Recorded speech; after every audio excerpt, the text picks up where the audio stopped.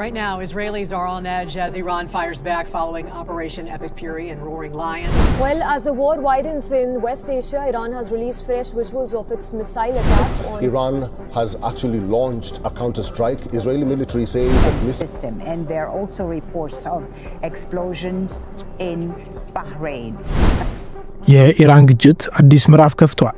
የዓለም ሀያላኖች ምላሽና ኢኮኖሚያዊ ጅምብርም ተፈጥሯል።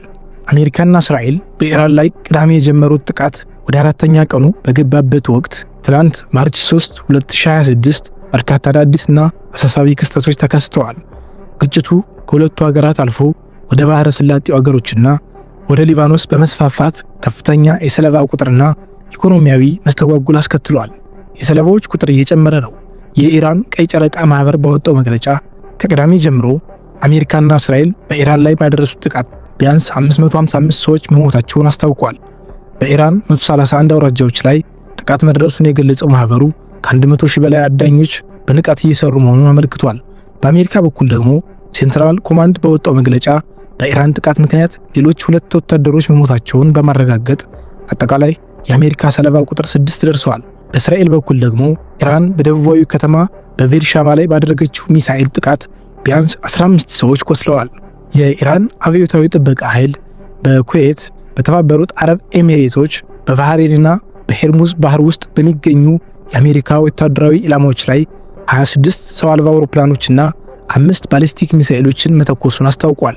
በእነዚህ ጥቃቶች በኩዌት የሚገኘው ካምፕ አርፊጃን፣ በኤሚሬትስ የሚገኘው አልሚንሃድ አየር ኃይል ቤዝና በባህሬን የሚገኙ የአሜሪካ የባህር ኃይል ተቋማት ኢላማ መሆናቸውን IRGC ገልጿል። የአሜሪካ ሴንትራል ኮማንድ በበኩሉ በኦማን ባህረ ሰላጤ ውስጥ የሚንቀሳቀሱ 11 የኢራን የባህር ኃይል መርከቦችን ማስመጡን አስታውቋል።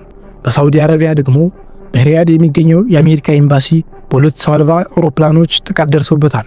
የሳውዲ መከላከያ ሚኒስትር ባወጣው መግለጫ ጥቃቱ አነስተኛ እሳትና ቀላል ጉዳት እንዳደረሰ ገልጿል። የአሜሪካ ፕሬዝዳንት ዶናልድ ትራምፕ ለዚህ ጥቃት በቅርቡ የአሜሪካ የበቀል እርምጃ ይታያል ሲሉ ማስጠንቀቃቸውን የካይላን ቴሌቪዥን ዘግቧል። ከዚህ በተጨማሪም ኩዌት በአየር መከላከያዋ 3 የአሜሪካ F-15 ተዋጊ ጀቶችን በመምታቷ መውደቃቸውን ምንጮች ይጠቁማሉ። ግጭቱ ወደ ሊባኖስን በመስፋፋት ከህዳር 2024 የተኩስ ማቆም ስምምነት ወዲህ ለመጀመሪያ ጊዜ የእስራኤል ጥቃት በቤይሩት ማዕከል አቅራቢያ ደርሷል።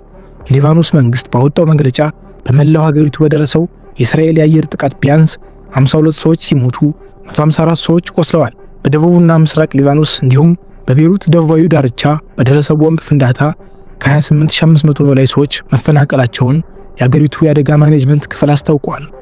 የእንግሊዝ ጠቅላይ ሚኒስትር ኪር ስታርመር በኢራን ላይ በሚደረገው የአሜሪካና የእስራኤል አጥቂ ዘመቻ እንግሊዝ አለመሳተፏን በግልጽ ተናግረዋል። ይህን ውሳኔ ማድረጋቸው ህጋዊ መሰረትና ጠንካራ ዕቅድ ስላስፈለገ መሆኑን የገለጹት ስታርመር ይህ መንግስት ከሰማይ ወርዶ አገዛዝ መቀየርን አያምንም ብለዋል። በተመሳሳይ የጀርመን የውጭ ጉዳይ ሚኒስትር ዮሐን ጀርመን በኢራን ላይ በሚደረገው ወታደራዊ እርምጃ የመሳተፍ ፍላጎት እንደሌላት አስታውቀዋል።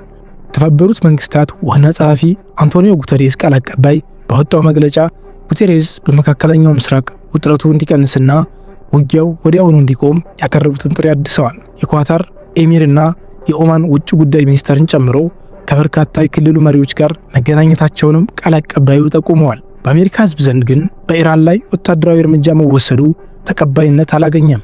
CNN ባደረገው የህዝብ አስተያየት መሰረት 59% የሚሆኑ አሜሪካውያን በኢራን ላይ ወታደራዊ እርምጃ መወሰዱን አይቀበሉትም። ግጭቱ ከባድ ኢኮኖሚያዊ ተጽዕኖ ማሳየት ጀምሯል።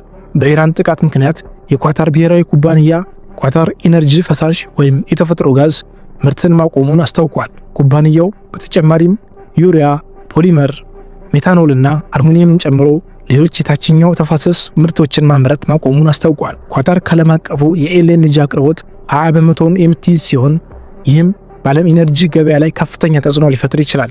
ወደ ሌሎች ዜናዎች ስናልፍ በደቡብ አፍሪካ ጆሃንስበርግ ከተማ ዳርቻ በኦሮሞንዴ አካባቢ ባለ 2 ፎቅ ህንፃ በመደርመስ ቢያንስ 6 ሰዎች ሲሞቱ በርካታ ሰዎች ፍርስራሽ ውስጥ መቅረታቸውን ባለስልጣናት አስታውቀዋል።